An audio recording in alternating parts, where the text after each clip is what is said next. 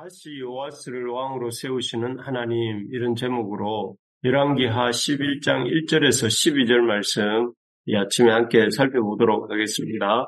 로마는 하루아침에 이루어지지 않았다, 이런 말씀 많이 들어보셨죠? 이 말은 참으로 어떤 일이든지 쉽게 이루어지는 일은 없고 또 오랜 시간과 노력이 있어야 된다 하는 그런 뜻입니다.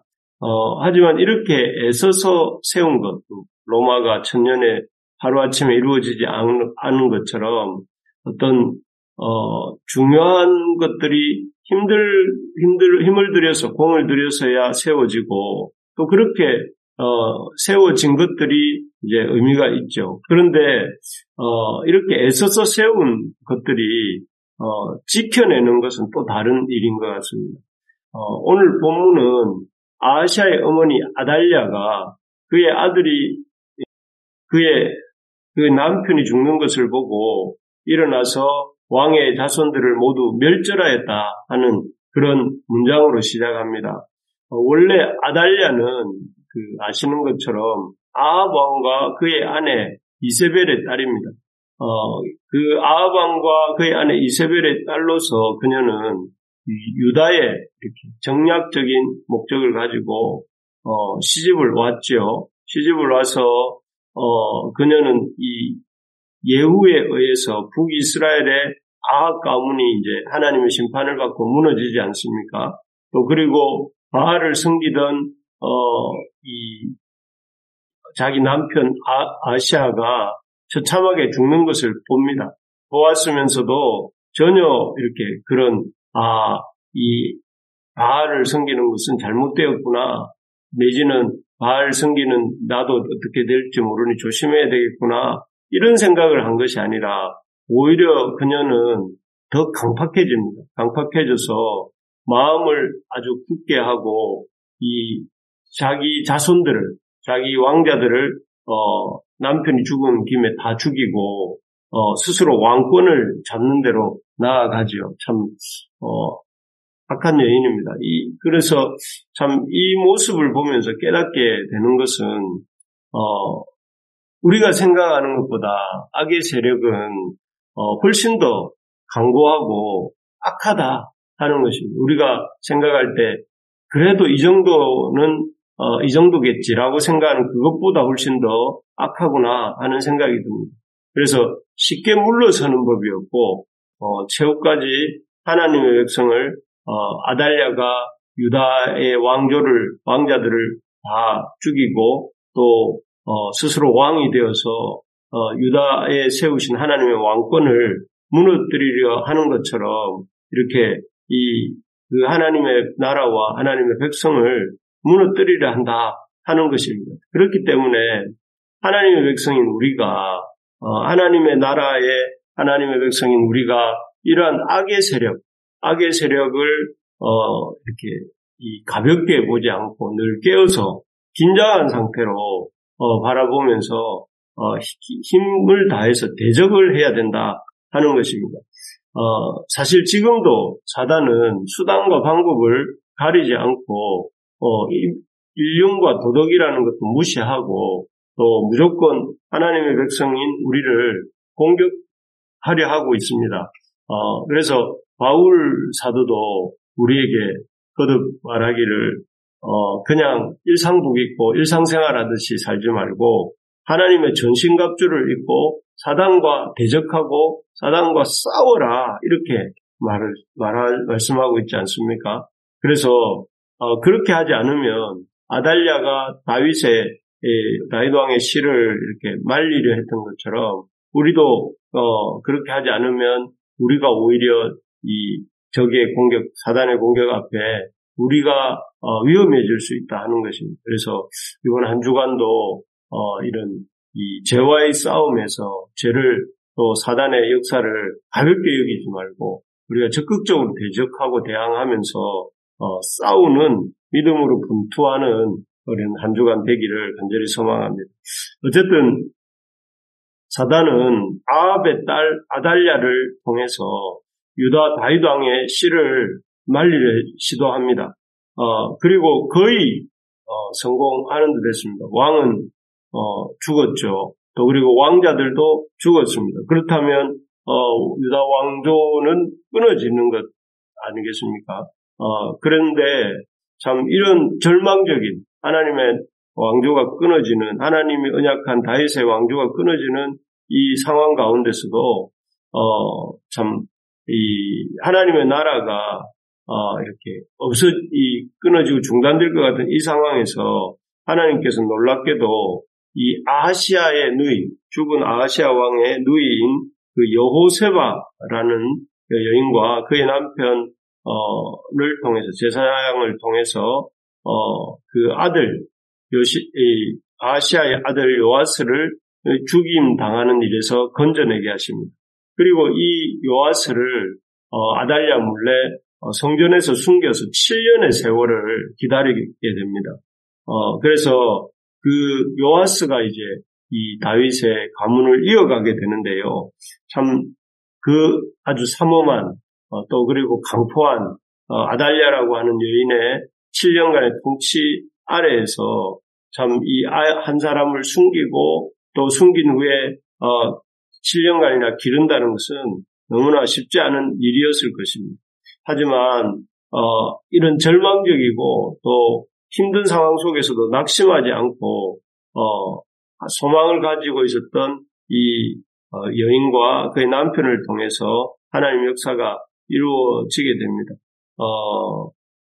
사실 그 여호세바나 또 그의 남편 제사장의 입장에서 볼 때 왕도 죽고 또 왕자들도 죽고 또 우상 숭배자 아달랴가 왕권을 잡은 상태 아닙니까?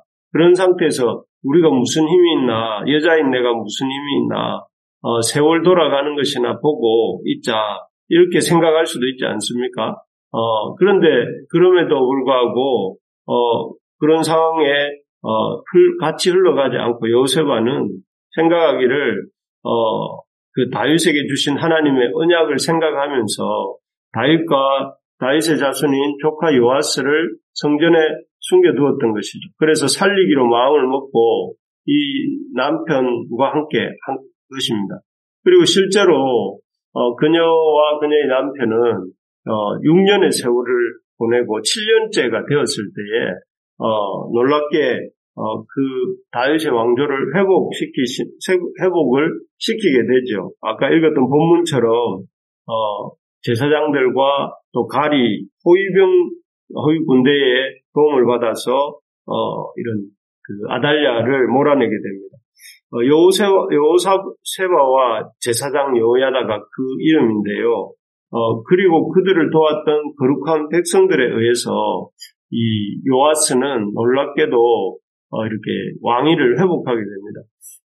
정말 그렇습니다. 하나님의 역사는 아까 우리 찬양에서도 고백했지만 절망적인 상황에서도 말씀 앞에 서서 말씀을 붙들고 하나님의 약속을 붙들고 낙심하지 않고 소망을 품는 사람들을 통해서 역사가 일어납니다. 사실 하나님의 역사, 하나님 나라 역사에 있어서 어렵지 않았던 적은 또 쉬웠던 적은 한 번도 없었지 않습니까? 모세가 이스라엘 백성을 이끌고 애굽에서 나오는 출애굽의 역사를 이룰 때에 지독하게 그때도 절망적이고 어려웠습니다. 그래서 매번 이스라엘 백성이 부르짖었습니다. 또 다윗이 사울의 어떤 까닭 없는 미움을 받으면서 그 핍박의 시간들을 보낼 때도 결코 쉽지 않았습니다. 하지만 참 상황 속에서 참 그 상황들을 통과해내는 그런 모습들을 보면서 나왔던 시들이 우리가 부르는 그런 시편의 탄식 시들입니다. 또 예수님도 부활의 영광을 체험하시기 전에 십자가 고난의 긴 어둠의 시간을 엘리 엘리 라마 사박다니 이렇게 부르짖으시면서 이렇게 땀방울이 핏방울이 되도록 참 하나님 앞에 기도하시면서 이렇게 긴 어둠의 시간들을 통과하셨습니다. 이처럼 참 하나님 나라 백성의 역사에 있어서 참 어둡지 않고 힘들지 않았던 시간은 없습니다. 그렇지만 그런 시간들 속에서 그런 시간들 속에서 하나님의 약속을 붙들고 또 소망을 잃지 않는 사람들을 통해서 하나님의 역사가 이루어진다, 졌다 하는 것을 우리가 보게 됩니다. 그러므로 우리가 하나님의 역사를 이루어갈 때 지금 힘들고 어려운 상황이라 할지라도 낙심하고 절망하면 안 된다 하는 것이죠. 그래서 이런 말씀처럼 우리가 선을 행하되 낙심하지 말지니 때가 이름에 거두리라 하는 말씀처럼 우리에게도 그런 역사가 힘든 때가 지나가면 거두게 될 때가 오게 될 것을 기대하면서 우리가 소망의 하나님을 붙들고 여호세바가 7년의 세월을 보낸 것처럼 우리도 이번 7월 달을 잘 보내고 또 올해를 잘 보내고 참 인고의 시간들을 잘 보내면 싹이 나고 줄기가 자라서 봄에 뿌린 씨들이 열매를 맺는 것처럼 그런 열매 맺는 시간들이 우리 각 성도들에게 또 가정에 교회에 일어나게 될 줄로 믿습니다. 그래서 우리가 소망을 가지고 또 이 시간들을 소망을 품고 나아가는 우리가 되기를 간절히 기도합니다. 끝으로 이렇게 회복되는 하나님의 역사를 경험하려면 우리가 하나님의 말씀을 그 중심에 두어야 된다 하는 것입니다. 여기 12절에 이런 구절이 있습니다. 제가 한번 읽어보겠습니다. 여호야다가 왕자를 인도하여 내어 왕관을 씌우매 율법책을 주고 기름을 부어 왕으로 삼음에 무리가 박수하며 왕의 만세를 부르니라. 여기에 보니까 7살이 된 요아스를 왕으로 옹립하는 모습입니다. 옹립할 때에 제사장 여호야다가 그 왕자를 인도하여 내어서 율법책을 주었다 이렇게 기록이 나오고 있습니다. 이 장면의 의미가 뭘까요? 제사장 여호야다가 요아스에게 율법책을 주었다 하는 것을 큰 의미가 있는 것 같은데 그 의미는 이 아달랴 바알 숭배자 아달랴를 몰아내고 요아스를 왕으로 즉위하게 되는 이 모든 과정이 하나님의 말씀에 기초해서 하나님의 말씀의 율법책에 기초해서 이루어진 것이다 하는 것을 보여주는 것입니다. 실제로 그렇죠. 하나님이 아합과의 언약을 기억하시고 왕조를 회복하신 것처럼 하나님의 그 율법책에 기록된 대로 되고 있다 하는 걸 보여주는 것이고 동시에 이 장면은 그 왕으로 즉위한 요아스가 그 운명이 이 말씀에 대한 태도에서 결정된다 하는 것을 보여주는 것입니다. 요아스 역시 왕이지만 그 왕으로서의 권위는 위임받은 왕 권위입니다. 이 위임받은 권위의 조건이 무엇이냐면은 이 율법책에 있는 하나님의 말씀을 잘 지키느냐 아니냐에서 결정된다.